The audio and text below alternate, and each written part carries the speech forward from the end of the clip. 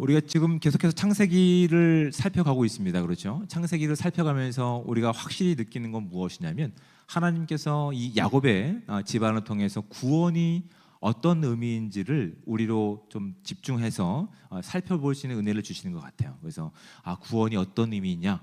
단순히 장소에서 다른 장소로 옮겨가는 것이 아니라 하나님께서 만드시는 그 모든 과정 가운데 구원의 내용이 있으며 구원이 목적하고 있는 바라는 사실을 우리가 확인하게 되죠. 그래서 그곳이 가나안 땅이든 아니면 애굽 땅이든 그 장소가 중요한 것이 아니라 예수 그리스도의 이름으로 함께 모인 그 모든 것이 구원이 시작되는 출발점이며 완성되는 그 어떤 관계라는 사실을 우리로 분명히 알게 하십니다. 그런데 우리가 그런 내용들은 부인하지 않고 동의를 하지만 흥미로운 점들은 그런 내용들을 설명하는 또한 우리의 인생의 시간 가운데 이제 요셉이 악착같이 때로는 집요하게 형제들을 검증하는 내용들로 지금 본문이 채워져 있는 것이죠. 그렇죠? 굳이 이렇게 많은 지면을 할애해가면서 이게 정말 어떤 중요성을 가지고 있기 때문에 요셉이 이렇게 집요하게 이렇게 집착해서 이런 시시콜콜한 얘기까지 성경에 담아서 기록하고 있을까? 그 의도가 무엇일까? 이 독자들로 하여금 그 궁금함을 우리 가운데 기대하게 하는 것이 성경이 이런 장치인 것 같아요. 이게 뭘까 도대체? 왜 굳이 이런 우리의 인간의 시간 가운데서 이런 인간의 또한 모습을 가지고 왜 지속적으로 요셉은 이걸 검증하기를 원했을까? 이런 부분들을 이제 말씀을 통해서 좀 찾아갈 텐데 야곱이 가지고 있었던 고질적인 문제가 무엇이냐면 편애가 있었어요. 그렇죠? 그래서 야곱의 나머지 형제들보다 누굴 더 사랑했냐면 야곱은 요셉을 사랑했어요.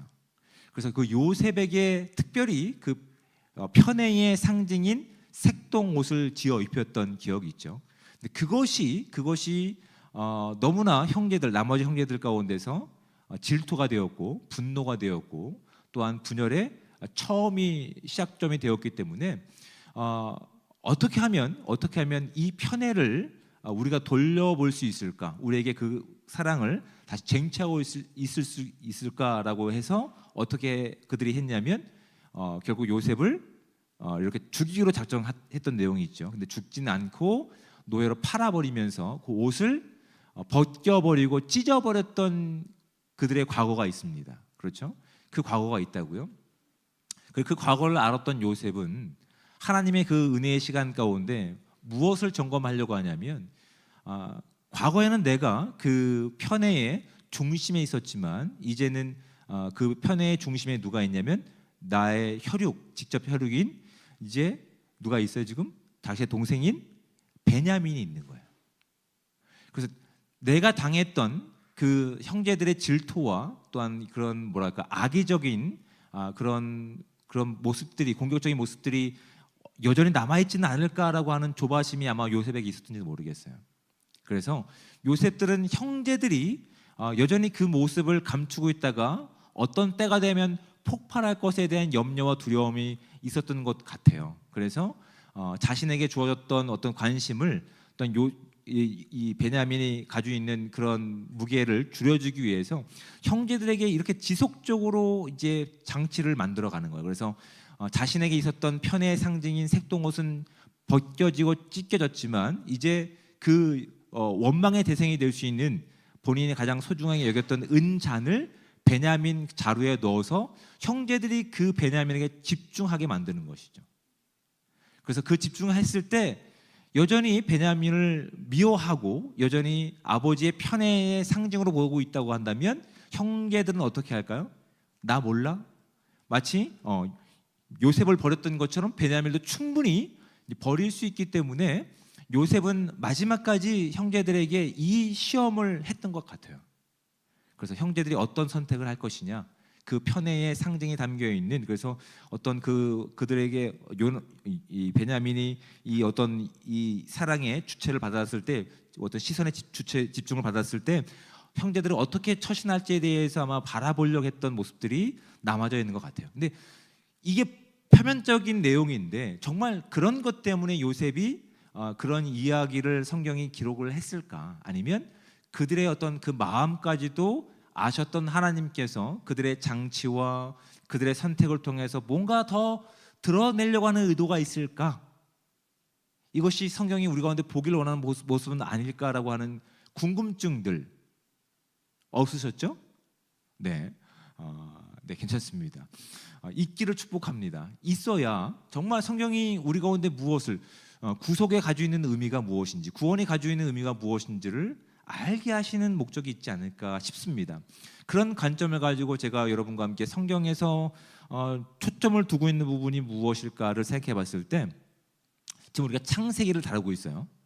하나님의 사랑을 입었던 첫 번째 이렇게 우리의 인류의 조상이 있습니다. 누구죠? 아담과 하와입니다.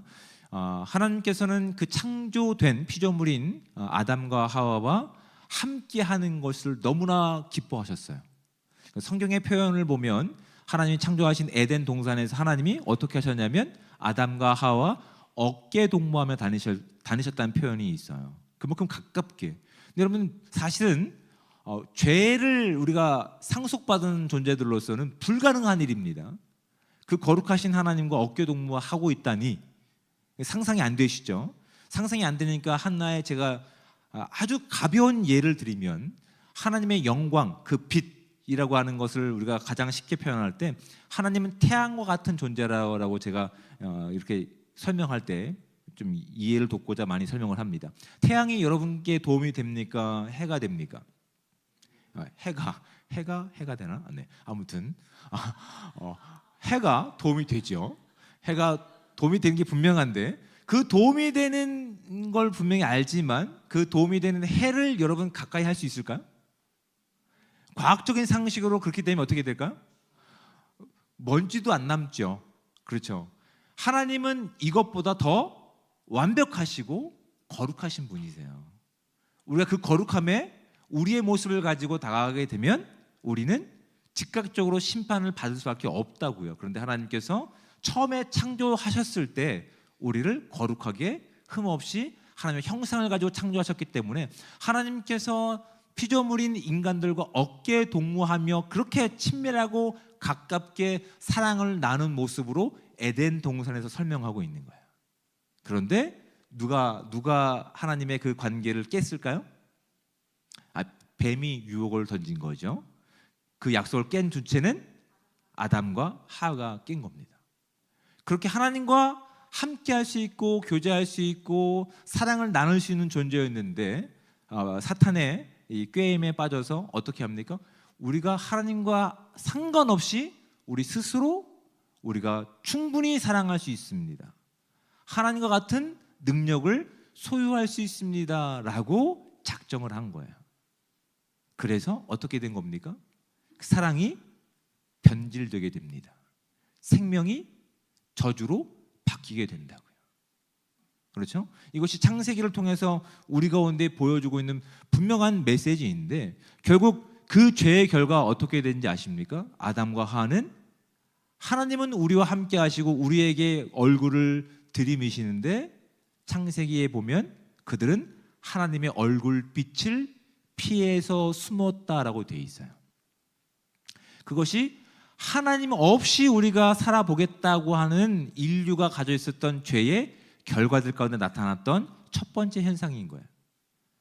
하나님 없이 살아보다 보니까 그들이 가지고 있는 능력으로는 어떻게 하는 겁니까? 하나님을 직접 볼 수가 없어요. 그 거룩함 가운데 그 판단 가운데 얼굴빛을 숨어서 하나님을 피해 다니는 모습 가운데 있다고요. 두 번째 어떤 특징이 있는지 아십니까? 하나님이 그 밤에 이 동산을 거니시면서 아담을 부르십니다. 아담아 어디 있느냐? 저 여기 있습니다. 너 왜 숨어 있니? 그때 아담이 한 얘기가 뭔지 아십니까? 벗고 있어서 제가 벗고 있는 것이 부끄러워서 숨었습니다라고 얘기를 하는 거예요. 그때 하나님께서 네가 왜 부끄럽니? 라고 질문하시죠. 왜 네가 동산 선악과를 내가 명령한 것을 어겨서 그렇게 나를 피해 다닐 수밖에 없니라고 얘기했을 때 아담이 한 얘기가 뭔지 아십니까? 기억 안 나시죠? 하나님이 만들어주신 제 짝, 제 아내가 저에게 이런 유혹을 했습니다라고 책임을 어떻게 하는 거예요?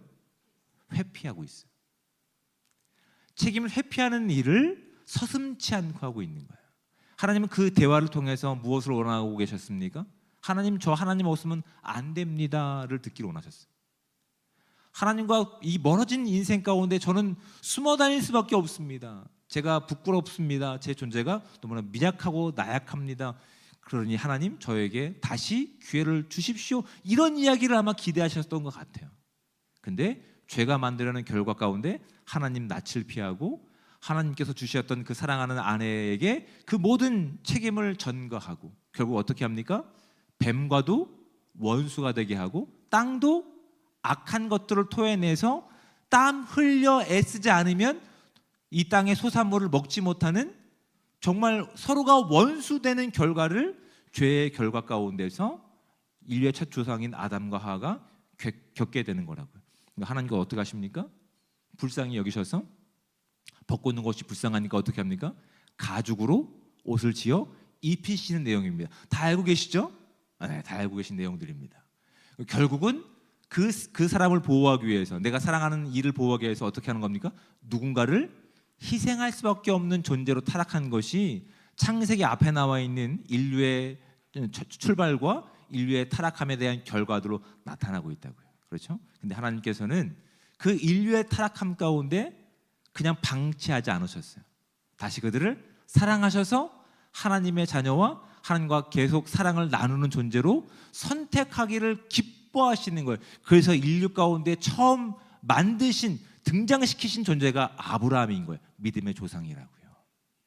그리고 야곱의 집안을 통해서 단순히 어떤 장소에서 어떤 장소로가 어떤 구원에 대한 어떤 내용이 아니라 그 가운데 하나님이 어떤 내용들을 말씀하시는지 그래서 알게 하실 목적이 야곱의 집안의 그 말도 안 되는 이야기를 통해서 하나님께서 만들어 놓으신 구원에 대한 내용을 이해하는 장치들이라고요. 자, 볼까요? 하나님께서 야곱을 그렇게 선택하셨습니다. 하나님의 사랑을 회복하시기 위해서. 그것이 구원에 대한 내용이에요. 사랑을 회복하는 것이 구원에 대한 메시지라고요. 그렇죠? 근데 그 약속을 주신 것으로 끝이 아니라고요. 그 약속을 이뤄가는 시간을 통해서, 약속이 내용으로 드러나는 시간을 통해서 하나님께서는 야곱의 인생을 절대 포기하지 않으시는 거예요. 끝까지. 그들의 모습은 어떻습니까? 여전히 편애의 다른 모습으로 바뀔까 봐 요셉은 어떻게 하는 겁니까? 전전긍긍하는 모습을 가지고 있다고요. 하나님의 구원이 그 가운데 있었지만, 하나님의 개입하심이 있었지만, 하나님의 꿈을 적대했던 야곱의 자녀들은 어떻게 합니까?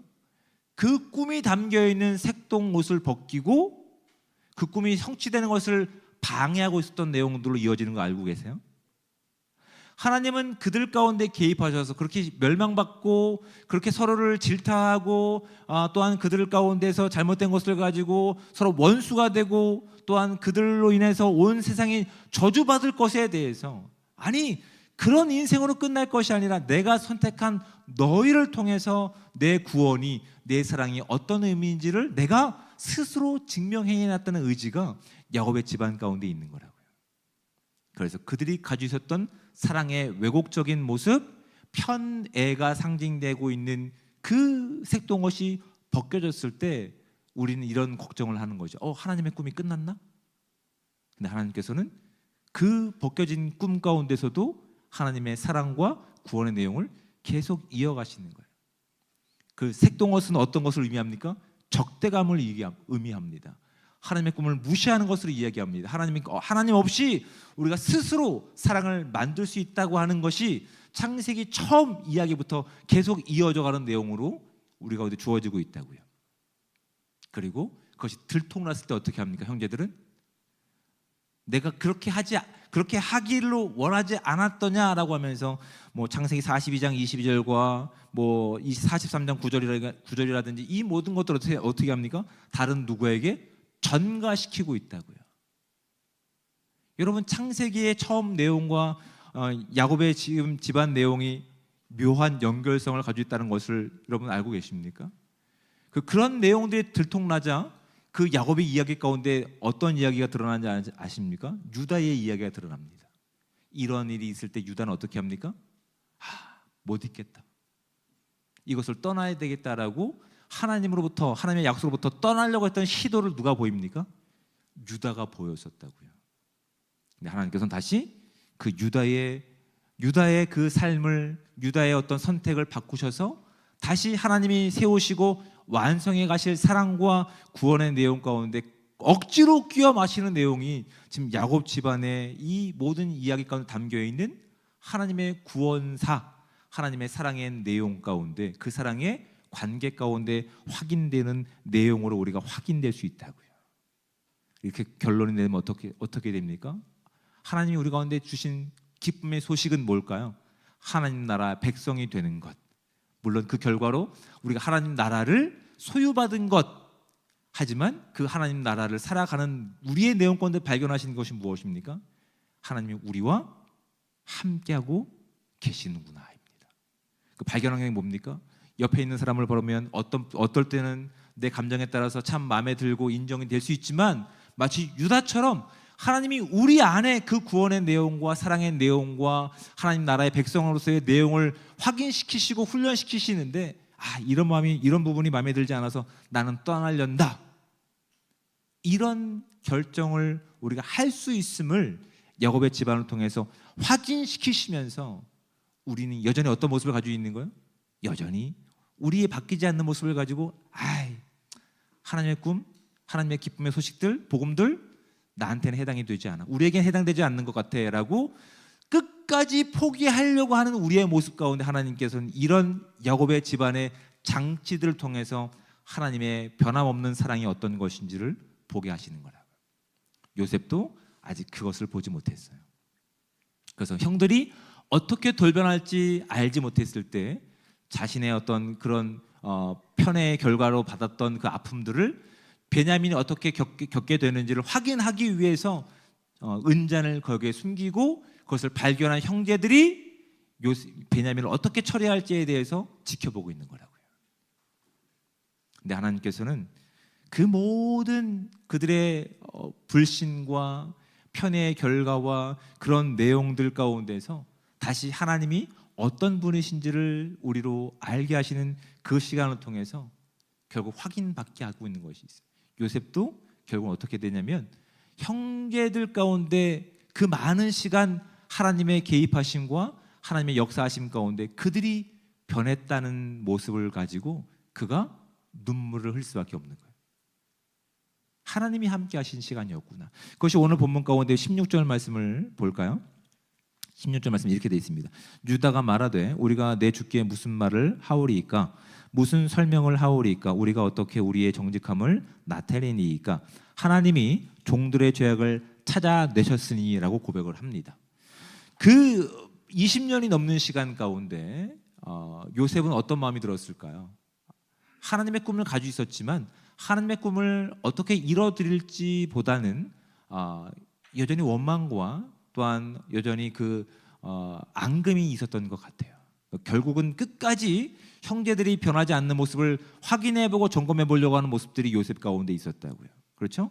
그렇다면 야곱은 어떨까요? 야곱은 자신이 가장 사랑했던 요셉을 죽었다라고 생각하고 있지 않습니까? 그 20년 동안의 시간 가운데 요셉은 요셉 나름대로 그 치유되지 않은 그 마음과 야곱은 자신이 가장 사랑했던 아들을 잃어버린 아픔과 슬픔, 또 나머지 형제들은 어떻습니까? 자신을 팔아버렸던 형제들은 편하게 살았던 것이 아니었더라고요. 늘 안타까워하며 눈물 짓는 아버지 야곱을 보면서 그 전에는 원망과 또한 불만 가운데 있었던 왜 편애하십니까? 였는데 지금은 어떻게 합니까? 긍휼한 마음을 가지고 지금 야곱을 살피고 있어요. 20년의 시간이라는 시간 가운데 유다가 고백했던 것처럼 하나님이 우리 종들의 죄악을 찾아내셨으니 우리와 이 잔이 발견된 자가 다 내 주의 노예가 되겠다고 하는 고백 가운데 지금 유다가 아버지를 어떻게 생각하고 있는지가 다 담겨 있는 거예요. 그럼 이런 하나님의 장치 가운데서 누가 피해자일까요? 누가 가해자일까요? 누가 은혜를 입은 자일까요? 여긴 가해자도 없습니다. 여긴 피해자도 없습니다. 여긴 오직 하나님의 은혜를 입은 자들만 존재할 뿐이라고요. 이 땅의 십자가를 가지고 우리가 평가할 때 우리는 이 땅에서 용서받은 죄인과 아직 그렇지 못한 죄인으로 구분할 뿐입니다. 저와 여러분들은 여전히 죄인들이었어요. 여전히 우리의 모습들에도 어떤 모습이 있습니까? 아직 용서하지 못하고, 아직 그들을 사랑하지 못하고 용납하지 못하는 요셉의 모습도 있습니다. 야곱의 모습도 있습니다. 형제들의 모습들이 있더라고요. 근데 하나님께서 우리를 사랑하셔서 십자가의 그 구원의 내용과 대속을 통해서 구원의 의미가 무엇인지를 우리로 알게 하시는 거예요. 그리고 함께 부딪혀가는 시간을 통해서, 함께 다듬어지는 시간을 통해서, 함께 부딪히는 시간을 통해서 고백하게 하는 것이 우리가 하나님의 교회이구나. 하나님 우리를 이렇게 사랑하시는구나. 구원이 단순히 하나님 나라에서 이루어지는 것이 아니라 오늘 지금 우리의 시간 가운데 이것이 완성되어 가고 이루어져 가고 있는 하나님의 손길이구나를 고백하게 하신다고요. 그렇다면 여러분, 이들의 삶 가운데서 우리가 고백해 볼 만한 것들이 있죠. 뭐가 기적일까요? 온 땅에 기근이 임했을 때 하나님의 은혜로 애굽 땅에 양식이 있어서 그곳으로 가서 생존을 하는 것이 기적일까요? 오히려 성경이 우리 가운데 보여주고 있는 기적은 하나님이 그들을 사랑하셔서 그들의 삶이 조금씩 하나님의 노선 가운데, 하나님의 꿈 가운데 채워져 가고 있다는 사실이 기적으로 받아지고 있는 거예요. 가해자도 피해자도 없습니다. 모두 다 은혜 입은 자라는 사실을 성경은 이들의 내용을 통해서 우리 가운데 분명히 확인시켜주고 있습니다. 하나님께서는 그 구원을 살아가는 오늘날 저와 여러분 가운데서 그걸 확인받기를 원하고 계시는 거예요. 우리가 하나님을 어떻게 만났는지, 언제 만났는지 다 내용이 다르고 다 과정이 틀립니다. 그런데 분명히 동일한 내용이 있습니다. 여러분, 그 모든 시간 가운데 함께 하시는 분이 하나님이시고 우리를 구원해 주신 분이 하나님이십니다. 그리고 우리를 완성해 가시는 분이 하나님이십니다. 그 하나님께서 우리를 하나로 만드시고 서로 아픔과 상처를 줄 수 있는 서로의 아픔 가운데서, 하나님의 장치 가운데서 확인되는 것들이 있어요. 내가 저런 모습을 가지고 있었는데, 내가 저런 사람이었는데 하나님께서 이제 오히려 용서받은 죄인의 모습으로 그 사람을 위해 기도할 수 있는 기회를 주시고, 그 사람을 사랑할 수 있는 기회를 주시고, 함께 협력할 선을 이룰 수 있는 은혜를 주신다는 사실이 이렇게 불필요한 내용 같지만 요셉이 형제들을 의심해서 계속 점검하는 장치를 통해서 하나님께서 우리 가운데 보기를 원하시는 부분이 바로 이런 부분이라고요. 여러분, 이 하나님의 손길 가운데 우리가 다듬어지고 완성되어져 가서 서로의 아픈 부분들, 연약한 모습들, 완악한 모습 때문에 실망하는 것이 아니라, 그런데 하나님께서 그들을 우리와 함께 묶으셔서 교회되게 하시며 아름답게 하나님의 꿈을 이뤄가게 하시는구나. 하나님 대빵입니다. 이런 믿음의 고백들을 할 수 있는 저와 여러분들 되시기를 주님의 축복을 드립니다. 아멘.